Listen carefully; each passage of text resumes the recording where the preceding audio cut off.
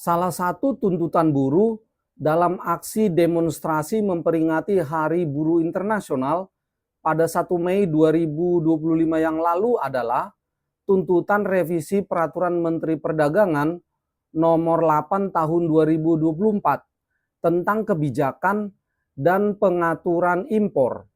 Para buruh merasa bahwa Peraturan Menteri Perdagangan Nomor 8 Tahun 2024 tersebut menjadi pintu utama masuknya barang-barang impor murah dari luar. Barang-barang impor murah dari luar ini sangat merusak daya saing produk industri nasional. Akibatnya, banyak industri, khususnya industri padat karya, yang mengalami kebangkrutan dan melakukan PHK massal. Industri tekstil dan industri alas kaki merupakan contoh industri yang banyak mengalami kebangkrutan dan melakukan PHK massal. Menurut data Apindo, sejak Januari hingga Maret 2025, sebanyak 73.992 pekerja mengalami PHK. Data Apindo ini berbeda dengan data Kementerian Ketenagakerjaan yang mencatat korban PHK per 23 April 2025 sebanyak 24.036 orang saja. Ini baru berbicara soal dampak impor terhadap industri tekstil dan industri alas kaki. Kita belum berbicara soal dampak impor terhadap industri elektronik dan industri lainnya. Kondisi ini hendaknya harus segera mendapatkan penanganan dari pemerintah. Kalau kita mempelajari Peraturan Menteri Perdagangan Nomor 8 Tahun 2024 tersebut, misalnya untuk industri tekstil, memang tampak bahwa pemerintah melalui Kementerian Perdagangan membuka pintu impor yang sangat lebar untuk pakaian jadi dan aksesoris pakaian jadi, dan juga untuk tekstil dan produk tekstil. Dalam kolom uraian barang, tertera sangat banyak jenis barang yang diizinkan untuk diimpor. Tampak seperti tidak ada pembatasan jenis barang, jenis kualitas, dan volume barang impor. Jika uraian barang yang boleh diimpor sedemikian banyak, maka seperti tidak ada upaya pemerintah untuk menjaga daya saing dan eksistensi industri tekstil nasional. Upaya menjaga daya saing dan eksistensi industri nasional dengan sistem kuota terbukti tidak berhasil.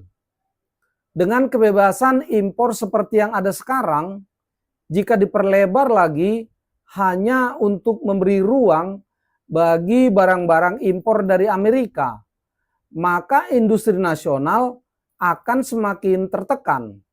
Apalagi data Apindo menyebutkan bahwa 67,1% perusahaan yang ada saat ini menyatakan tidak akan menambah investasi baru dalam 1 tahun ke depan. Apindo juga menyatakan bahwa jika pemerintah tidak memberikan stimulus untuk mengatasi tekanan terhadap industri nasional, maka diperkirakan pada kuartal 2 dan kuartal 3 tahun 2025 ini, PHK kemungkinan masih akan terus terjadi. Di sisi lain, perekonomian Indonesia pada saat ini utamanya ditopang oleh konsumsi domestik atau konsumsi rumah tangga. Keadaan ini sudah berlangsung lama. Sementara kontribusi ekspor terhadap pertumbuhan ekonomi hanya sekitar 20% saja. Polteknis berpandangan bahwa ada dampak negatif jika perekonomian Indonesia lebih disokong oleh konsumsi domestik semata.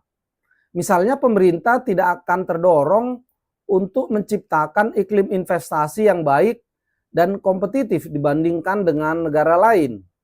Regulasi berpotensi mematikan industri nasional karena impor akan cenderung lebih banyak dibandingkan dengan ekspor.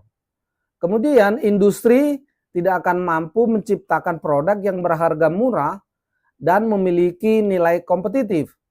dan lowongan kerja juga hanya sedikit. Dan lain-lain masih banyak dampak negatif jika ekonomi nasional hanya ditopang oleh konsumsi domestik semata. Oleh karena itu, pemerintah hendaknya tidak membiarkan keadaan ini terus-menerus terjadi. Tetapi pemerintah hendaknya berupaya menyeimbangkan antara konsumsi domestik dengan ekspor sebagai penopang ekonomi nasional. Nilai ekspor hendaknya tidak dibiarkan tumbuh sendiri secara alamiah saja, tetapi hendaknya didorong dan diberikan insentif agar tumbuh subur.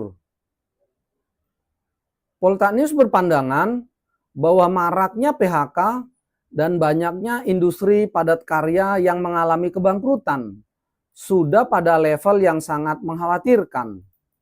Indonesia sedang mengalami darurat PHK.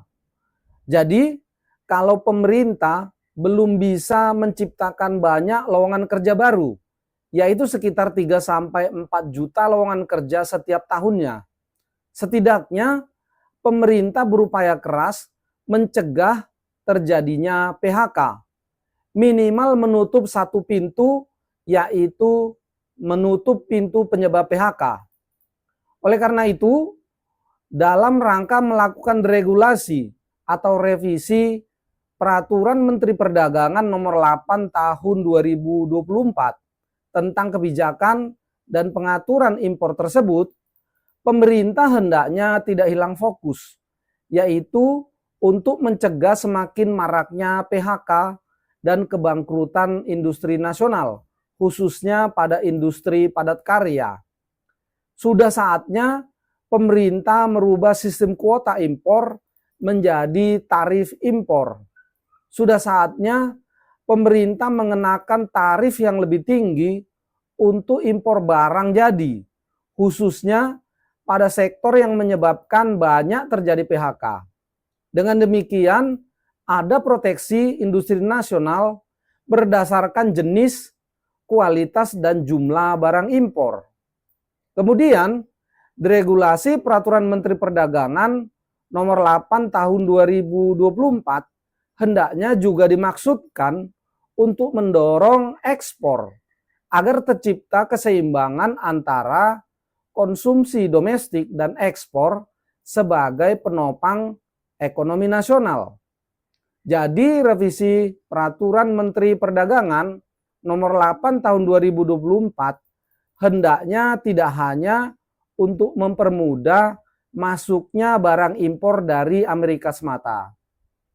Demikian dari saya, Poltak Panggabean. Terima kasih.